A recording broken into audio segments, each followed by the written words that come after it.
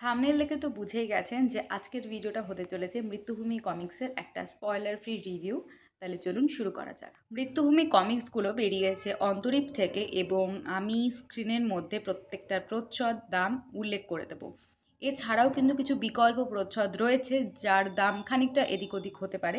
তার কারণ এগুলোর আমি হাতে ধরে দেখিনি, কিন্তু আমার মনে হয়েছে বা যেটুকু আমি দেখেছি যে এগুলোর পেজ কোয়ালিটি হয়তো আরেকটু ভালো হতে পারে বা আরও কিছু এক্সট্রা জিনিস ওরা দিতে পারে। তো তার জন্য দামটা এদিক ওদিক। এছাড়া বইয়ের ভিতরে কনটেন্টের কিন্তু কোনো রকম কোনো পার্থক্য নেই।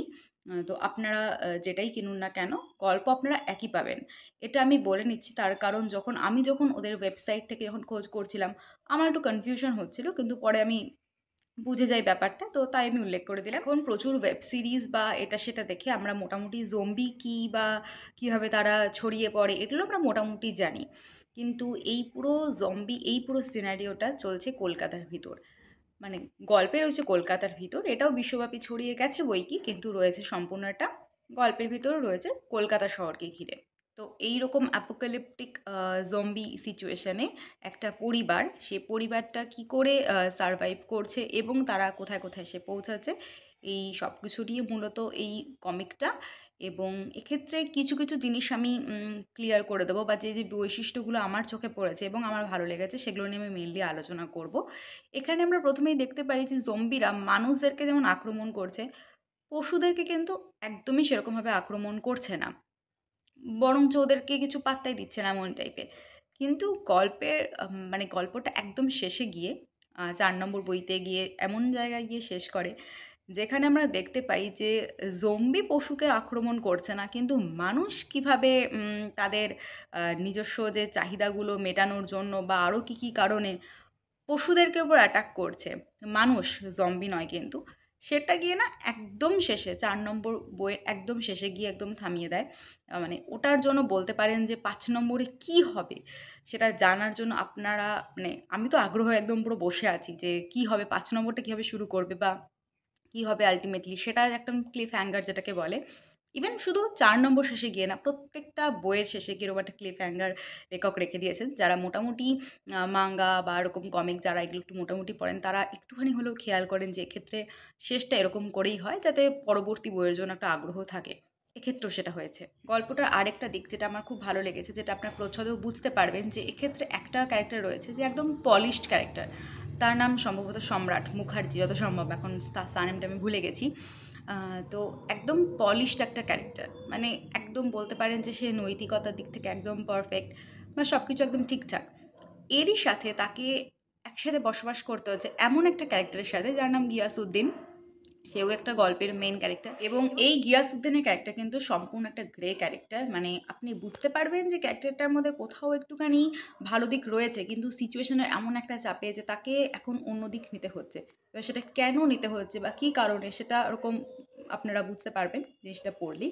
এবং এই জিনিসটা কিন্তু, এই যে কনফ্লিক্টটা, এটা আমার কিন্তু বেশ ভালো লেগেছে সম্পূর্ণ, মানে গল্পের মধ্যে সেটা আমরা ফুটিয়ে তুলেছেন লেখক, যেটা আমার অসম্ভব ভালো লেগেছে। এই বইটা পড়া শুরু করার আগে আমার মনে হয়েছিল যে এটা বুঝি দ্য ওয়াকিং ডেডের মতন হতে পারে, কারণ আমার মনে হয়েছিল এক্ষেত্রে একটা পুলিশ অফিসার, বা আমি মানে বইটা পড়ার আগে যেটুকু জানতে পেরেছি, তারপর ওরা একটা বয়স্ক লোকের বাড়িতে এসে আশ্রয় নিতে, যেটা খানিকটা ওয়াকিং ডেডের মতন।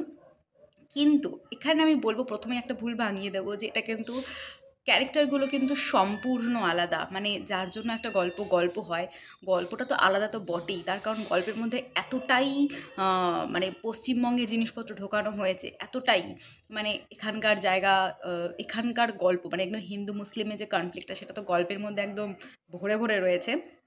এবং যেটা কিন্তু একবারের জন্য আপনার মনে হবে না যেটা কোথাও থেকে অনুকরণ করা হয়েছে, যেটা সবার আগে এটা কারো যদি মনে হয়, তো এটা আমি প্রথমেই এটা ভুলটা ভাঙিয়ে দেবো, যেটা একদমই দ্য ওয়াকিং ডেড বা অন্যরকম কিছুই নয়। গল্পটা কিন্তু সম্পূর্ণই আলাদা। এবং আমি সবাইকে এটা কেন সাজেস্ট করব, তার কারণ এটা প্রথমেই বলবো যে বাংলায় এরকম মৌলিক একটা কাজ হয়েছে যেখানে এইরকম একটা বিষয় নিয়ে, যেটা মানুষের খুব একটা নিয়ে বাংলায় কাজ করেছে বলে আমার তো অন্তত মনে হয় না। এবং যেটা অবশ্যই মানে ধরনটা বিদেশি, কিন্তু জিনিসপত্র সব কিছু যেহেতু বাংলার একদম মধ্যে, বাংলার কাজ, বাংলার মানুষ কাজটা করছে, তো আমার মনে হচ্ছে যে এটা খুবই ভালো একটা প্রচেষ্টা, এবং মানুষজন এই বইটা অন্তত পড়ে দেখে, আমার তো মনে হয় তাদের বেশ ভালো লাগবে। এবার যদি বলতে হয় যে বইটার কিছু নেগেটিভ দিক, তাহলে আমি যেটা প্রথমেই বলব যে নেগেটিভ দিক আমার সেরকম কিছু মনে পড়েনি আপাতত, মনে হয়নি। কিন্তু দামগুলো, এবার আমি না খুব একটা কমিক পড়ে দেখিনি, তাই আমি দামের যে খুব একটা কিছু বুঝতে পারবো সেরকমটা আমার মনে হয়নি। কিন্তু কখনো কখনো মনে হচ্ছে, বিশেষ করে প্রচ্ছদগুলো এতটাই সুন্দর, এতটাই কালারফুল, এতটাই ভালো লেগেছে। তো যখন পড়ছিলাম তখন আমার মনে হচ্ছিলো এই ব্যাপারগুলো যদি সম্পূর্ণ কালারফুল হতো, আমি জানি সেক্ষেত্রে দামটাও অনেকটাই বেশি হয়ে যেত, অনেকেরই হয়তো হাতের নাগালের বাইরে চলে যেত। কিন্তু তাও আমি বলব যদি কালারফুল করা যেত তাহলে মনে হয় খুব ভালো হতো। কিন্তু ওকে, সম্পূর্ণ জিনিসটা লেখক এত সুন্দর করে ডিটেলিংগুলো ফুটিয়ে তুলেছে না, মানে আপনাদের মনে হবে যে এটা আপনি যেভাবে এনজয় করতে পারছেন খুব ভালো লাগবে আপনার। কিন্তু যখন আপনার মনে হবে যে এটা যদি কালারফুল হতো, তখনই গিয়ে কোথাও একটুখানি মনটা খচখচ করতে পারে যে এইগুলো যদি কালারফুল হতো তাহলে বোধহয় বেস্ট হতো। আমি বইটার কিছু পাতা উল্টে দেখাচ্ছি যাতে আমি এতটা কেন প্রশংসা করছি আপনারা সেটা বুঝতে পারেন।